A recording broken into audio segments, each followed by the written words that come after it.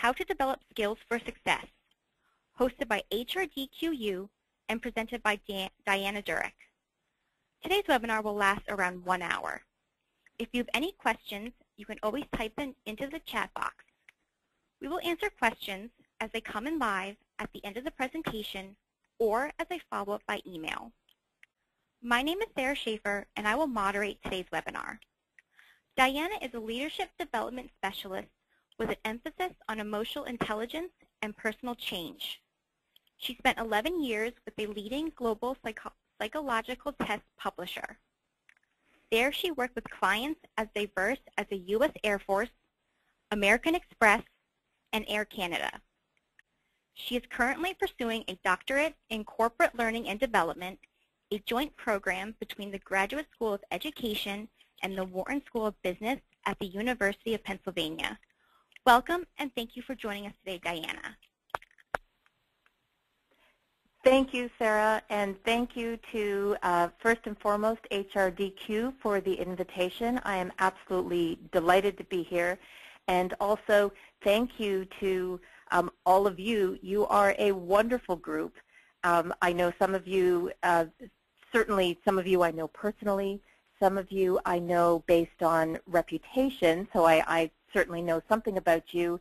And then there are a lot of new people on this webinar, some of whom have reached out to me. So just thank you for the warm welcome. Like I said, I'm just delighted to be here. So with this, I will get started. There we go. Little technological moment as I figure out how to work the first slide. Here's what I'm proposing that we work on together as a group today. Very simple agenda, but these are 3 rather meaty bullet points. So first I'm going to cover in some detail what the nature of emotional intelligence is. Then the meatiest part of the presentation for sure will be presenting the business case for emotional intelligence. And then at the end, we'll spend just a little bit of time tackling how we start to develop some of these skills.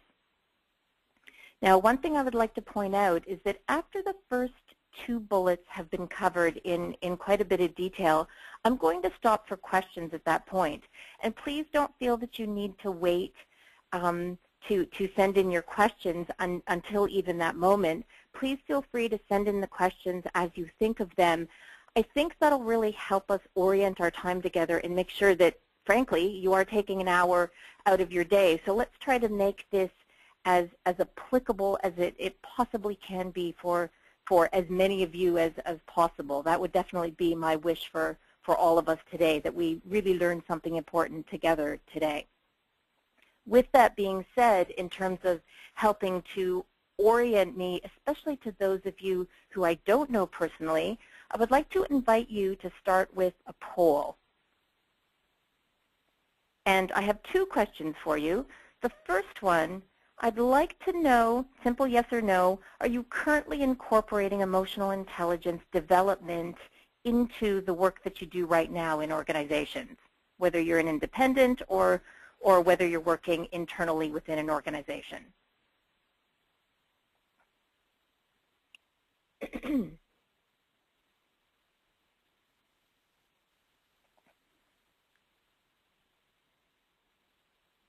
Now, I'm just going to give you, the dead air is never good when we're on a webinar. Oh, here we go. We have 75% of you have now voted, so that's wonderful. So, wow, actually, this is an interesting result. So 46 of you are currently incorporating emotional intelligence. I am just delighted to hear that. I'll call that a state of the union, if you will. That number, certainly over the years that I've been involved in this work, that number is certainly steadily increasing. So very, very exciting. What I'd like to do is now go to the next poll. And Stephanie, if I could, Sarah, if I could ask you to move me to the next poll, please.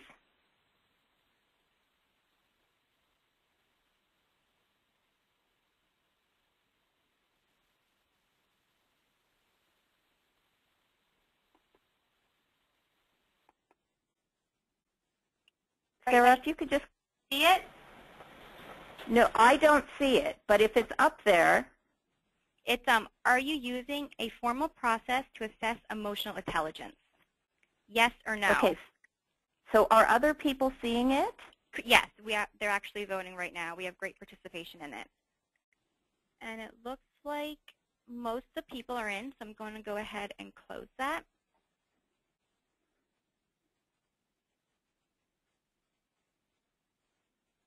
And okay, and I do see the results now, but I am then going to ask you to move me to the next slide.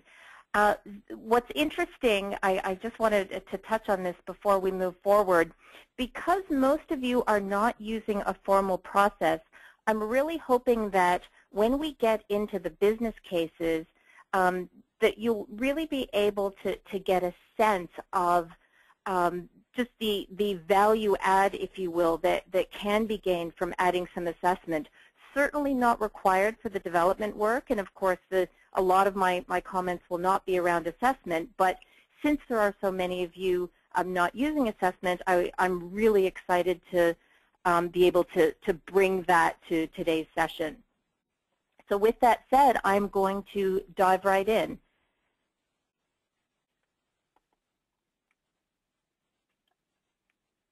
All right, folks, I'm hoping that I have now learned enough about the technology. Funny how during my time with Sarah just before this session, I can honestly tell you it worked perfectly, so I do apologize for that.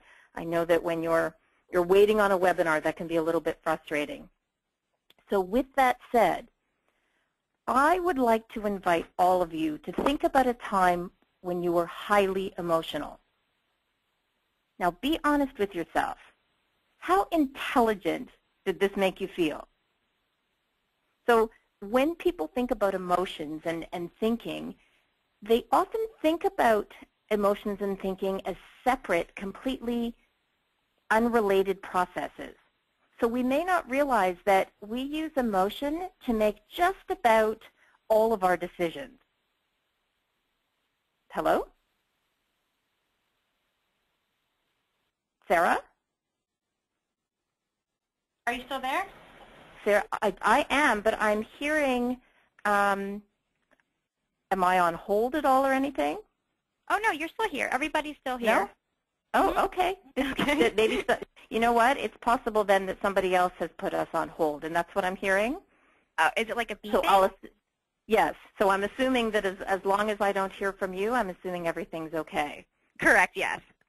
So sorry about that, folks. I do promise now this will be my last technical. So what I was saying, I was going to give you an example about how emotions are so completely intertwined with decision making. So I'm going to use the simplest of examples for you. Let's say you and I, we have to set up a meeting. So you check your calendar and you narrow down the options, and you see that you have 1 o'clock, 2 o'clock, and 3 o'clock available tomorrow. But here's the thing. Once you have narrowed down the options, if you don't have access to your emotions, all of the times are going to appear equally desirable. You're not going to have any basis upon which to make a decision. And research confirms that people who have suffered brain damage to the emotional areas in their brain, they are not able to make decisions. So how this works biologically, in our brains, the neural circuits for the intellect and emotion, they are separate, but they are able to communicate with one another. So emotional intelligence has to do with the smooth operation between what I was calling the thinking brain, some people will refer to it as the rational brain, and the emotional brain. So while I said earlier, you know, I asked you how intelligent you feel when you're highly emotional, and you know, if we were together face to face, you might have had a chuckle. It is important to remember that, and now I'm quoting directly from Antonio Damasio, a leading neuroscientist, far from interfering with rationality, the absence of emotion and feeling can break down rationality and make wise decision-making almost impossible. Most effective decisions are assisted by emotion. So if I put that a different way, possibly not as well as a leading neuroscientist, emotional intelligence has to do with bringing emotion to intelligence, or if you prefer saying it in reverse, bringing intelligence to emotion. Now, as a way of illustrating the power and utility of emotional intelligence, I'd like to introduce you to just a couple of the considerations and challenges that ultimately led to the formulation of the concept of emotional intelligence. When psychologists first started thinking about intelligence, now, of course, this was many years ago, they were focused on more cognitively oriented things like memory and problem solving. It was quickly realized, though, that cognitive intelligence is not the only factor for predicting one's ability to succeed. And IQ by itself, in terms of the research, is not a strong predictor of performance. Frankly, I imagine that you have all witnessed this. So research shows us that many individuals with high cognitive intelligence will perform really well in leadership roles, for example. But I'm sure that you've all seen that there are cognitively very intelligent people who are going to struggle or even fail in leadership roles. Now, when it comes to IQ testing, the world I came from previously, David Wexler, he's a real pioneer in the field, and to this day, his intelligence tests are some of the most widely used, literally worldwide. As early as 1943, his writing showed that he was aware that his intelligence tests didn't actually explain all the variance in performance. And certainly in a workplace setting, we're always trying to understand more and more the nature of performance. And literally for 30 years, he continued throughout his writing to stress his belief that non-intellective factors, so by non-intellective, he was referring to things like impulsivity, things like persistence. Right now, there's a lot of talk out of the University of Pennsylvania around the concept of grit, something that Dr. Angela Duckworth has done a lot of work in. So all of these things may either facilitate or conversely, they may inhibit intelligent behavior. Now, unfortunately, there was a period of time that much of the work of these early experts, not just David Wexler, but others as well, it was pretty much forgotten until Howard Gardner came along in and around 1983. And his proposal, almost a foreshadowing, if you will, of emotional intelligence, was that intrapersonal and interpersonal, difficult words to say on a webcast, that this type of intelligence is as important as the type of intelligence that is typically measured by IQ tests. Now, this next slide has a definition of emotional intelligence on it. This definition specifically comes from two psychologists, Jack Mayer of the University of New Hampshire and Peter Salovey, who is now serving as the president of Yale University. Now, they themselves do not credit themselves with creating the construct itself, but there is no doubt that their work, as early as 1990, their academic articles really formed the basis for much of the thinking in the field. Now, I do want to point out the one definition is on the screen, but we saw that roughly half of you are working with emotional intelligence right now. So this may not be the exact definition that you're using. So to get us all on the same page, I'd like to offer up that regardless of what definition you use, the critical aspect here, the hallmark of emotional intelligence, has to do with how one manages emotions in themselves, how one helps to manage emotion in other people, how one either facilitates or inhibits that, and then also how you focus attention on desired behaviors. So I really want to point out in a very holistic way that this truly is not about advocating one definition or another. Similarly, if I move to the next slide, the model of emotional intelligence that is on your screen right now, This model comes to us from HRDQ and specifically from an emotional intelligence training program that is part of the Reproducible Training Library series. Now, that being said, you may be looking at this model and saying, well, that's not exactly the model that I use. So like I said, as long as the models focus on how one manages emotion in oneself and others and focuses behaviors in the direction that we need them to go, these would all be considered within the purview, if you will, of emotional intelligence. The other thing is that you will see models sometimes that are a little bit more, that are chunked differently, for example. Maybe the intra and interpersonal are lumped together in a way. And all of that is absolutely okay in terms of the way that we work with these models. So let me briefly introduce these 4 areas. Intrapersonal skills have to do with your ability to know and manage yourself. So this particular area, different models will include a number of discrete skill sets, things like assertiveness. So assertiveness has to do with how well you were able to express your thoughts and feelings clearly and stand your ground, but not do so in a way that potentially infringes on the rights of others. Another skill under this area is emotional self-awareness, and when we get to the third piece of our talk today, we're actually going to discuss emotional self-awareness in quite a bit of detail. Then we move to the interpersonal realm, and this is about, colloquially speaking, this is about your people skills, right? It's about your ability to get along with other people. And again, depending on the model, you will see it break down further into skills like empathy. We are going to discuss empathy also quite a bit later in this webcast. You'll see that empathy has to do with taking a very active interest in understanding what others may be thinking and why they may be thinking that way.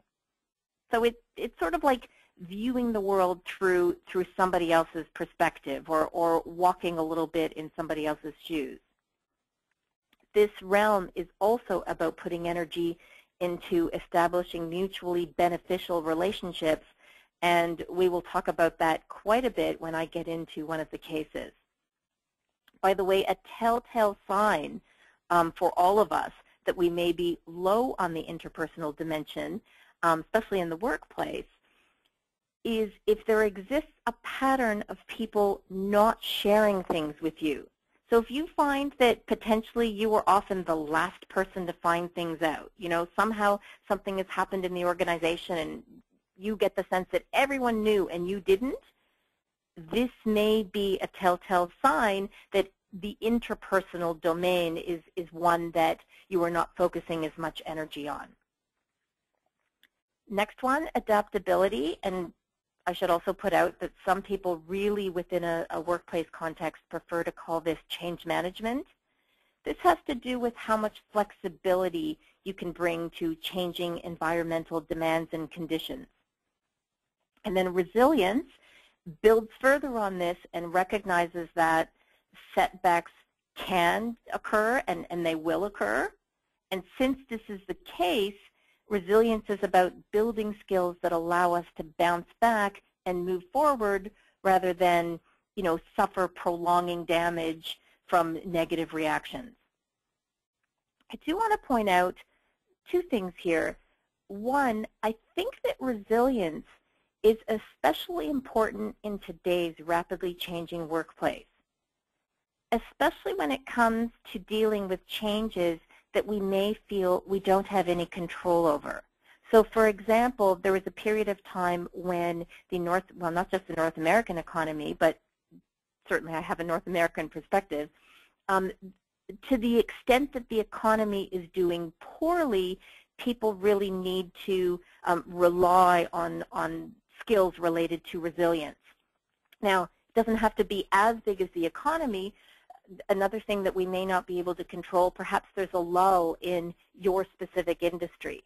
That too would be an example of something that is really going to require some resilient skills. Now, starting on the next slide, I'm going to directly move into the business case for emotional intelligence, but as a foreshadowing, if you would just do me a favor and look once again at the bottom two skill sets. So how much flexibility you bring to changing demands and pressures, and then how susceptible you are to succumbing to negativity and stress. Now, think for a minute about the true nature of business. I mean, what is business if not a series of environmental demands and pressures? So if you think about this model, it's difficult for me to see what could possibly provide a more robust and intuitive framework for dealing with business challenges than one that is, I mean, by its very definition, so completely focused on skills that allow you to cope with literally, fast-changing demands and pressures. So that was my rather long-winded way of saying, I think that from my own perspective, and I think my perspective is coming through quite clearly for you, I imagine, that the ubiquity of emotional intelligence has to do with just how intuitive it is for people, that there are so many things that occur in the business place, and that it's these types of skill sets that allow us to understand some of these issues and develop some of these issues in such a strong way. It also gives us a language for talking about some things within organizations that prior to the advent of emotional intelligence, we just didn't know how to bring up. We just didn't have frameworks for addressing them. And I do think that really speaks to the power and utility of these concepts. So with that said, if I give away my point of view, I will say that for me, the business case is part of the most exciting piece with respect to emotional intelligence. So I'm starting with a piece of research that was conducted at the Center for Creative Leadership. Now, for those of you who may not be familiar with the Center for Creative Leadership, they are truly a leader with respect to leadership development, but also research that fuels that development. So everything they do would definitely be considered evidence-based. So at the time, I think there's a lot of research now, but at the time that CCL was looking at this, there really had been no systematic effort to examine the relationship between leadership competencies and emotional intelligence. So this was truly groundbreaking in the early 2000s when they did this work. So to measure leadership, they used their proprietary 360 tool. It's called Benchmarks. And again, many of you may be familiar with competency models. Even if you're not familiar with theirs, it is comprised of a number of skills that they have found allow people to be more successful leaders. It also includes a number of skills that they have found potentially are derailers of successful leadership. So looking at their 360, they also administered an emotional intelligence tool, and the scales that the emotional intelligence tool measures are across the x-axis. So what you're looking at on this screen, the top line represents the emotional intelligence scores, and by the scales that you see there, of the leaders whose leadership 360 scores were in the top 25% of the sample. So the top line, those are the best scorers on the leadership assessment. And the bottom line represents the emotional intelligence scores on the different scales of the leaders who were in the bottom 25%. Now, the first thing I'm going to say, obviously, is that not every difference in the emotional intelligence scores between the high and low performing leaders was statistically significant, just to be clear. But if I paint this with a broad brushstroke, you can just see across the board that higher performing leaders also had higher skill in emotional intelligence. That's the first thing. So as a broad brushstroke, we see that clearly emotional intelligence must have something to do with leadership. But the areas where it made the most difference, so those would be the scales where where you see that there's the widest gap between the top performing leaders and the bottom performing leaders, that's the piece that really informs us the most in terms of the relationship between emotional intelligence and the opportunity that emotional intelligence allows with respect to training leaders, training and developing leaders.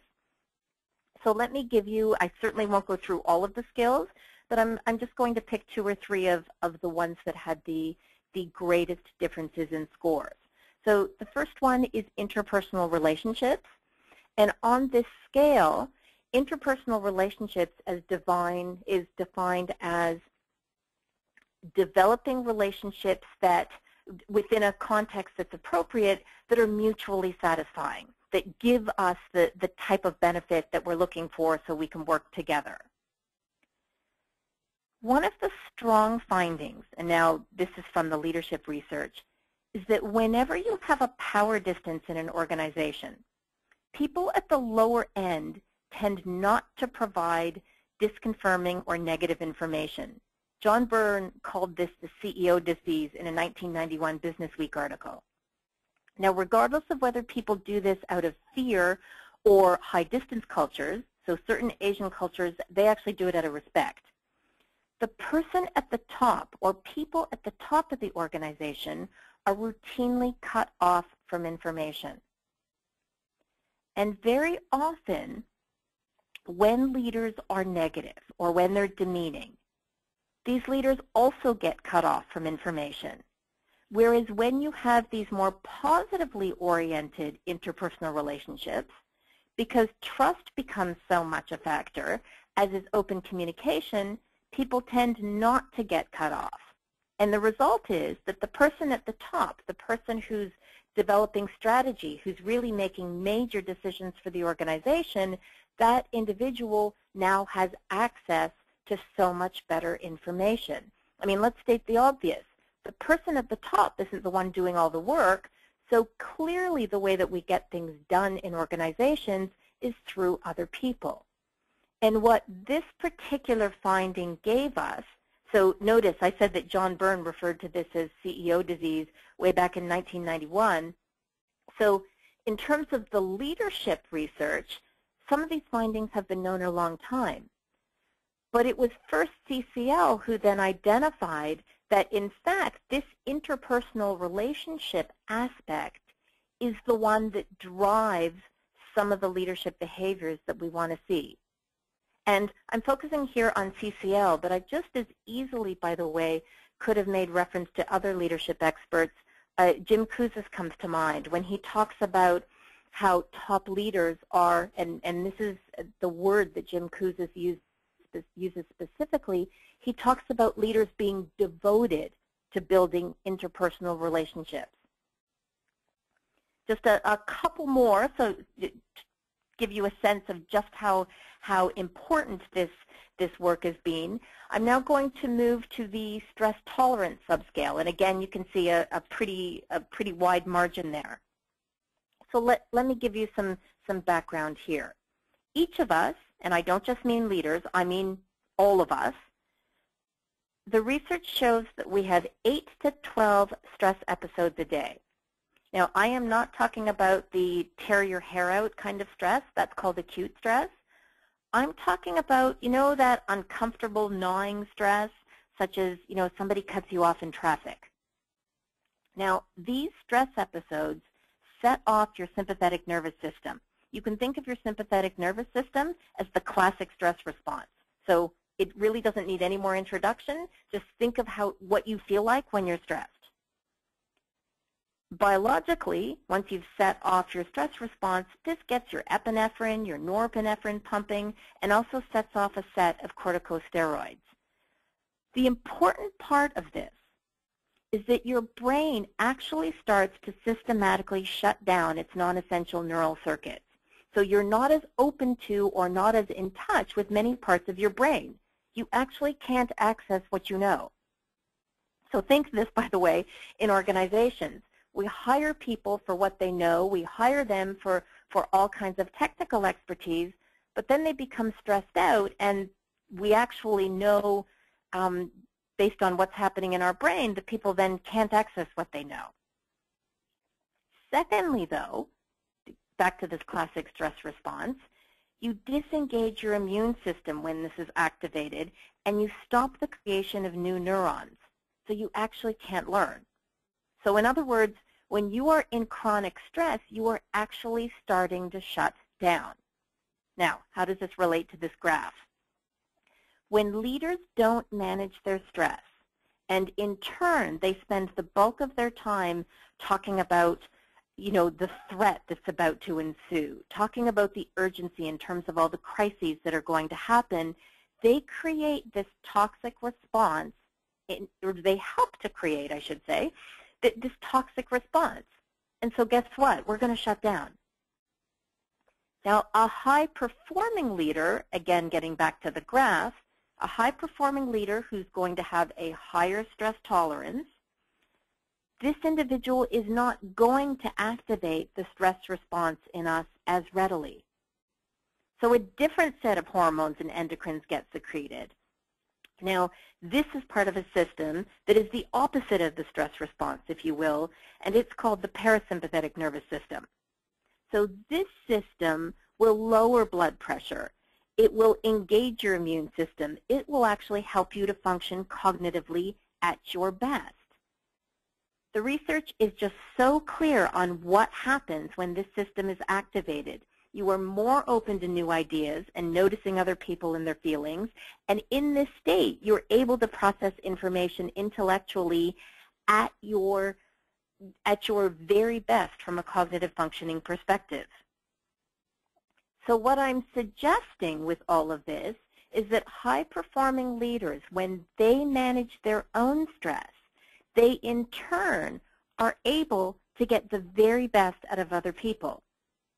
And what I just described, this interplay between the classic stress response and the parasympathetic nervous system, and hopefully there being a focus on activating the parasympathetic nervous system, this mechanism is one of the most critical mechanisms that leaders actually have with respect to getting the best out of people, actually being able to maximize their human resource. So it isn't just a matter of if the leader manages their own stress, they in turn perform better. It's that when they manage their own stress, they also allow everybody within the organization to perform better. Very last one that I will touch on very briefly is optimism. Now, as per this emotional intelligence tool, optimism is defined, it's a future-oriented behavior that has to do with focusing on positive things that are going to happen. If, again, I go back to Jim Kouzes, because certainly when I think of leadership experts, he's at the top of that list. But to give you a sense of him not being the only one saying this, you look at the work of Jim Collins, for example, and his book, Good to Great. Everyone so consistently talks about the importance of creating a vision. And if I go a step further, it's not just creating a vision, but creating a vision that is hopeful. And it's exactly the skill of optimism, this forward-focusing, this hopeful, we are all in this together and we can all do this together sort of attitude. This is exactly the skill set that underpins one's ability to create a vision within organizations. As an aside, Jim Kouzes talks about the importance of vision, but he has also talked about the fact that at times leaders have difficulty with this particular skill set. So once again, we see that those who are able to create visions, they are able to do that because they have this broad base of optimism, if you will. So I know that was a lot.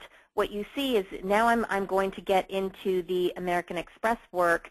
And at this point, rather than giving you a lot of analysis, I'm just going to give you the bottom line impact.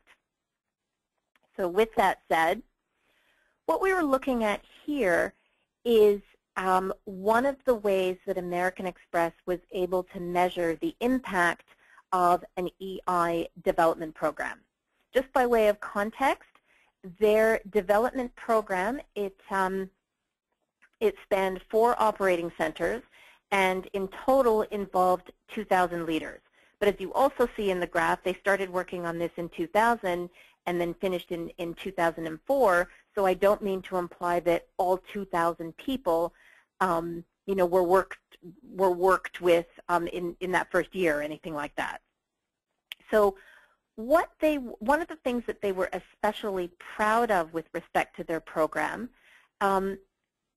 it involved both individual emotional intelligence development, but also group development, team development. And one of the ways that they were able to demonstrate the efficacy of this program was by looking at the overall leadership of their center. And the way that they measured it, as it says on the slide, is by looking at their annual employee survey.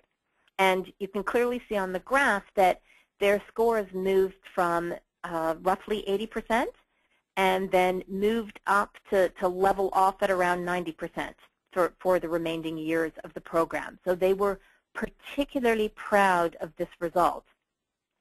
But American Express is certainly an organization that is very interested, very technically savvy, very sophisticated, and very interested in measuring impact in all sorts of ways. And so to measure return on training investment, they used the Kirkpatrick evaluation method.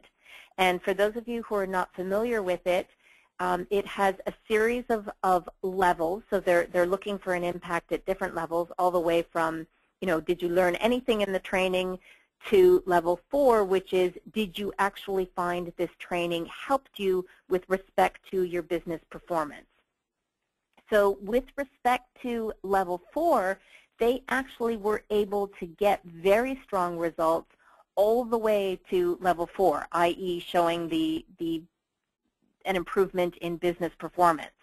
So specifically, they surveyed people, and out of a 5-point scale, the question was, how strongly do you agree with the following statement? I have seen an improvement in a business metric due to my work in emotional intelligence development.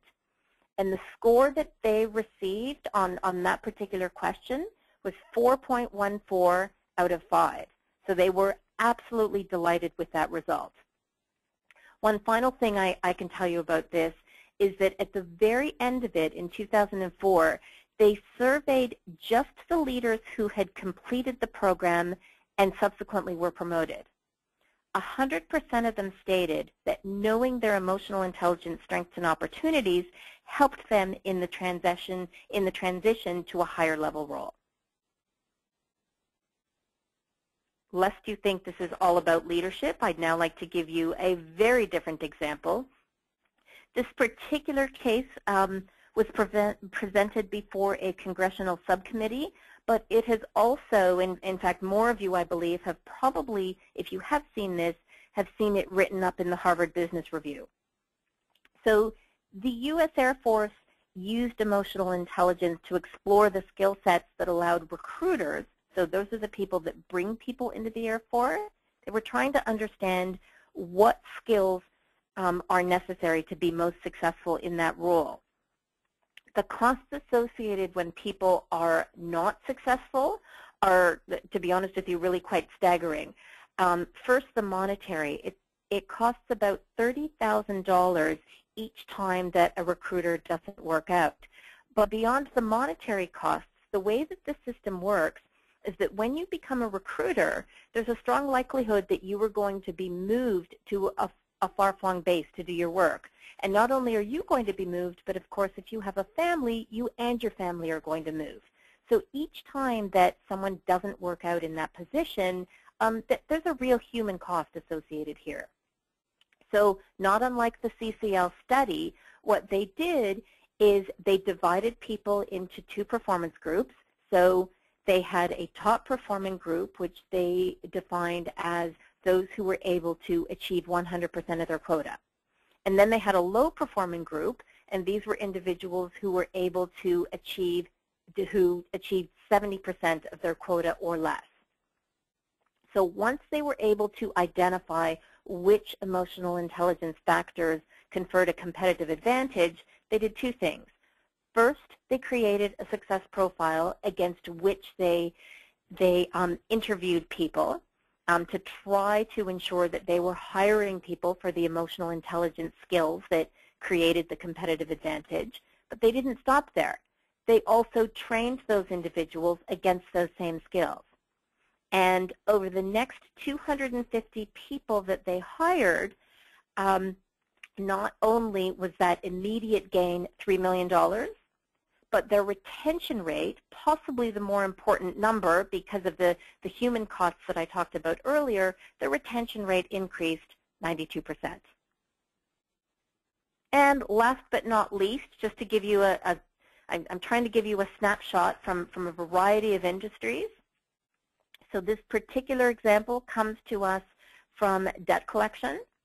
So very similar format to what we just saw with the U.S. Air Force.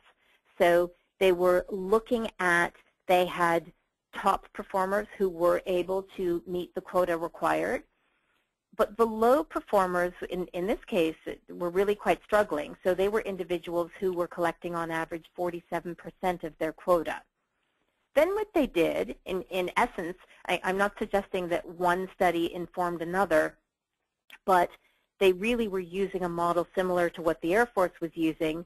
So new recruits were both hired against the emotional intelligence areas that again, were found to be predictive of success, but they too were also trained in those areas. And the reason I chose this particular study is that in this case, the initial study showed, top performers were collecting 100%.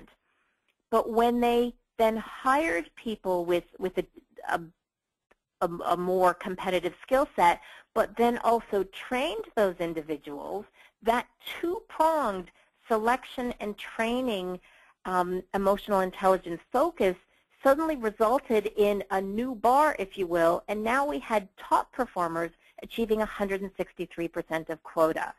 So I hope you share my excitement for this. I just think it goes to show that certainly a layered effect, if you will, can just have some really magnificent results. And with that, I leave you, I think I share my excitement, but please don't take it from me. A quote from Jack Welch, of course, the legendary CEO of General Electric. No doubt emotional intelligence is more rare than book smarts, but my experience says it is actually more important in the making of a leader. You just can't ignore it.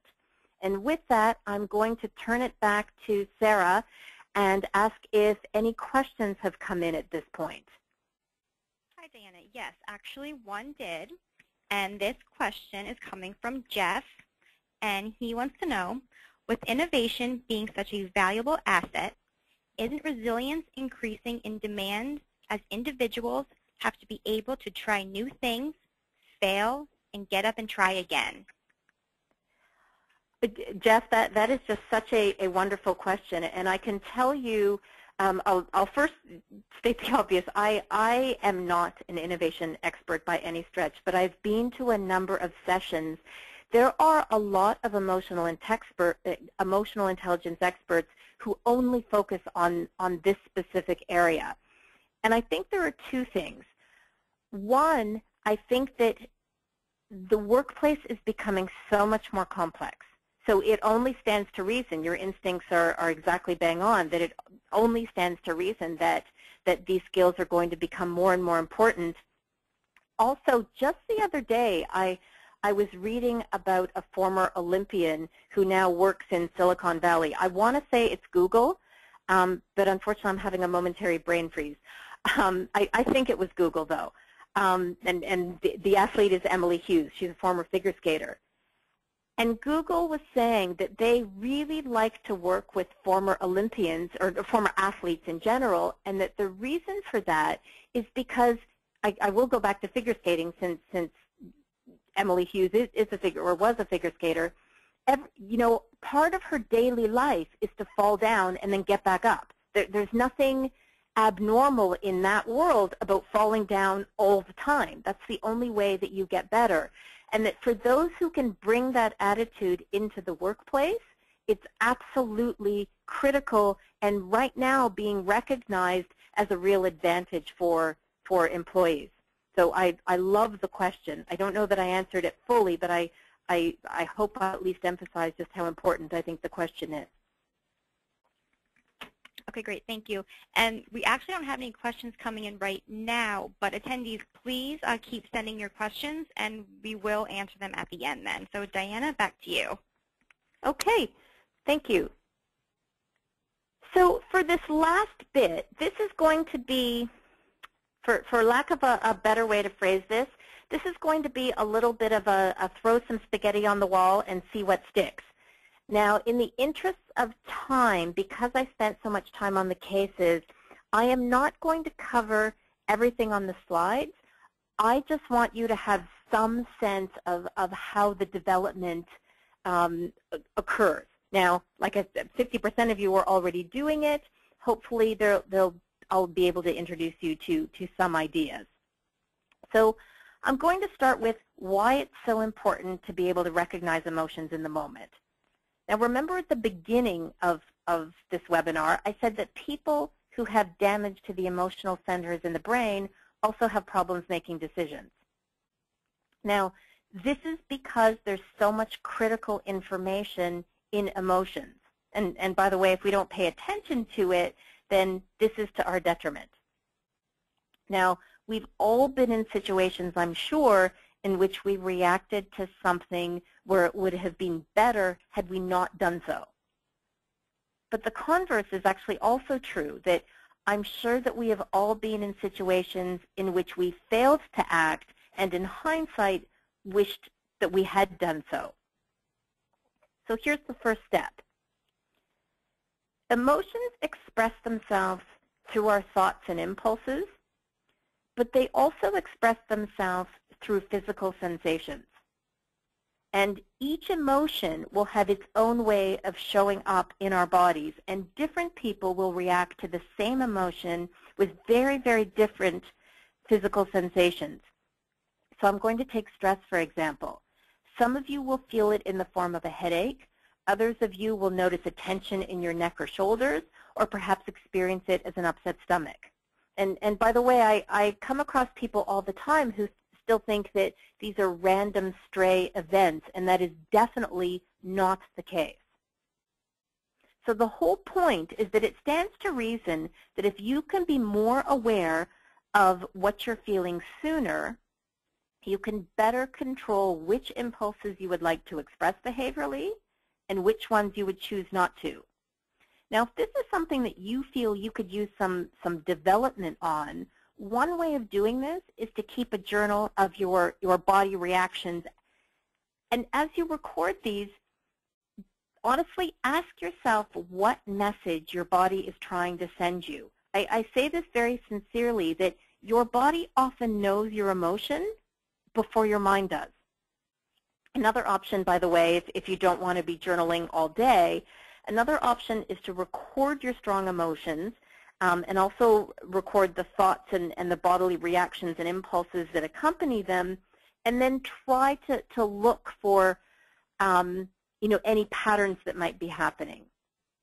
Now, this may not sound like the most fun, if you will, or sound like sort of the jazziest, but for a lot of people, systematic exploration is really the only way to get at some of these concepts. Now, I want to make sure that I get to the meat of the point. So I had said earlier that in our brains, the neural circuits for the intellect and emotion are separate, but they are able to communicate with one another. So we have that. But the neural circuitry in the emotional brain is faster than the circuitry in the thinking brain. You may have heard of a structure in the brain called the amygdala, and it's the part of the brain that scans our environment looking for emergencies. And so when it perceives a threat, it instantaneously takes over the brain. And in the brain research, people prefer to use the word, it hijacks the brain. Now, this gets you to act quickly before you even have time to think. and in the literature this is called the fight or flight response. So here's the challenge. We're tasked with dealing with such complex social realities, but with a brain that is actually designed to act quickly at the first sign of a threat. So for example, somebody gives you well-intentioned feedback, you know how this goes, and in response, your brain is screaming that you're not going to let them speak to you that way, and who do they think they are in the first place, and how dare they, and you're not going to stand for this. So the hallmark of an emotional hijack is when you hear people say, honestly, I don't know what I was thinking, or you know, they say, I wasn't thinking. And to be clear, based on the way that our brain is wired, they're not really kidding, because in a very real way, people are not able to think in these sorts of moments. So we just talked about the importance of increasing your awareness of what's happening in your body as the first step in choosing a more optimal response. Remember that when a stress response happens, our brain is going to release adrenaline and other stress hormones, but these dissipate literally within 90 seconds. So in other words, in 90 seconds, the automatic response is actually over. So if we can practice things like visualization and deep breathing, and by deep breathing, by the way, I don't just mean breathing from your chest, but really breathing from your diaphragm. Breathing from your chest actually could potentially make you more anxious. When we do these things, we start to give our brains the time to actually inhibit the actions of the amygdala. That's in essence what we're trying to do. Then we can consciously make a choice in that space between the time that we feel an emotion and the time that we're going to express it behaviorally.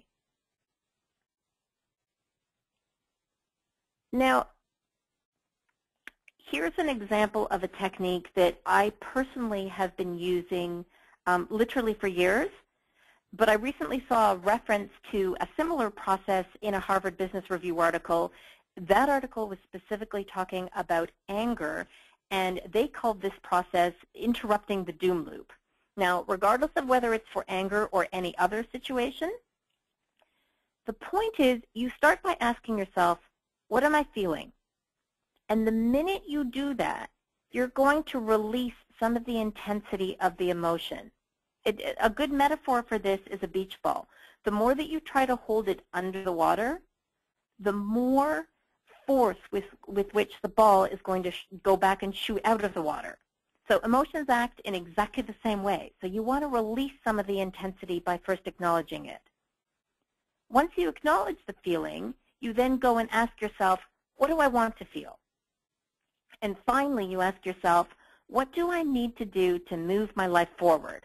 What do I need to do to get myself to feel that way?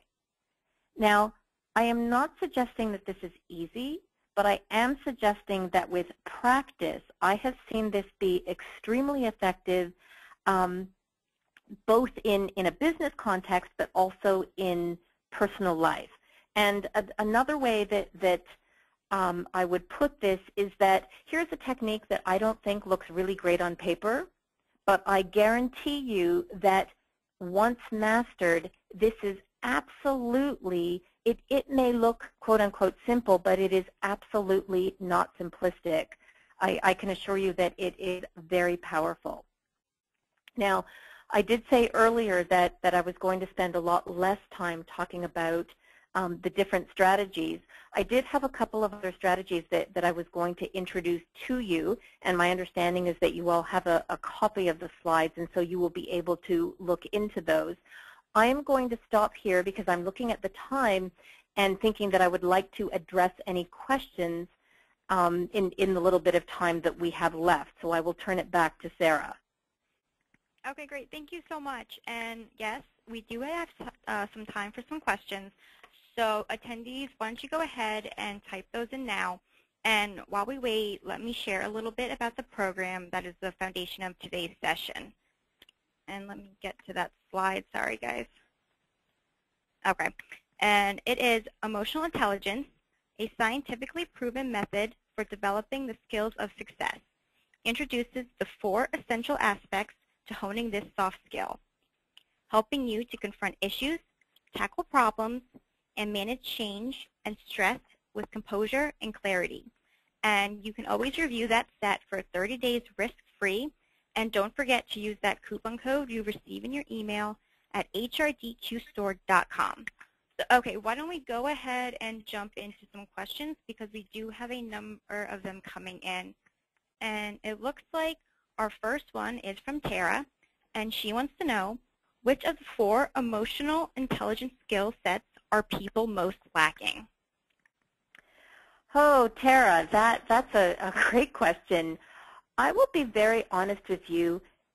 I have seen people either, I won't use the word lacking. There could be all kinds of reasons that one needs to develop skills. So as one moves up within the organizational hierarchy, a skill that becomes more and more important, for example, is dealing with ambiguity and uncertainty. And so I don't know if lacking is the word that I want to use, but it's possible that one was in a role where things were much more defined. There wasn't a lot new happening on a day-to-day basis. And so that simply wasn't a skill. That wasn't a muscle that one had to flex. So it's possible then that as you move up, there is an example of a skill that one might choose to develop. That being said, when we talk about the 4 areas, this is going to be so specific by person. So people are going to be working on all the areas. It has to do with your role. It has to do with the skill set that you have right now. It has to do with whether you're looking to be promoted or the type of role you're looking to move into next. It's going to have to do with, you know, the context of your business life, where in the organizational life cycle your company is at will also determine the kinds of skills you need. So this is absolutely something that is tailored to each individual, and I honestly couldn't say that there's one skill over another that deserves or requires more attention. Okay, perfect. Thank you. And our next question coming in is from Rudy, and he wants to know, what strategies can a middle manager use to help positively influence people's EI skills? I'm pausing. I'm going to take a holistic approach, and Rudy, if I'm not answering your question specifically, you're more than welcome to either send HRDQ or send me an email directly. As a general comment, emotional intelligence skills are different from some of the other skills that we have to learn. So there are certain things in life that, you know, if I want to learn something about cooking, at the end of the day, I'm going to have to, you know, actually cook something. But I could read a book to learn about some tools that I may need or some techniques, and already my cooking is going to improve. Emotional intelligence is not like that. There are at least 4, and most people will give you more steps, but there are 4 critical steps for all of these skills that need to happen. And the first skill, or not so much skill, but the first thing is your employees are going to need motivation. That's the first thing. They're also going to need the desired skills role-played in some way, whether that occur, not role-played, but they are going to need a demonstration. Somebody's going to have to show your employees what is actually expected of them. The third thing, you're going to need feedback, and that could be through one-on-one coaching. That could be through some of the assessments that we talked about earlier. And then you're going to need practice over and over and over again. Think of it as flexing a new muscle, and you're just going to continue to practice and continue to add complexity until the desired skills are to the level that you need them. So certainly from a holistic perspective, that is definitely how I would go about it. Okay, well, thank you so much for sharing with us today, Diana. And also, thank you so much to our attendees for sticking with us for the technical issues that we had in the beginning of the presentation. And Diana, would you like to add anything else for a closing thought? Only that I would like to say what the few development strategies that I pulled were from the training materials that Sarah has been talking about. Like I said, I encourage you to look at some of the others. Many of them will be self-explanatory, and I really encourage you, if you have questions about all of them, let's use this as the beginning of a conversation rather than just the end of the webinar. And I would also like to say thank you. Thank you so much. You're just such a wonderful group, and it has definitely been my pleasure. All right, well, great. Well, thank you so much again. And if we didn't get to answer your questions, you will receive an emailed response probably mid next week. So we appreciate your time, and we hope you found today's webinar informative.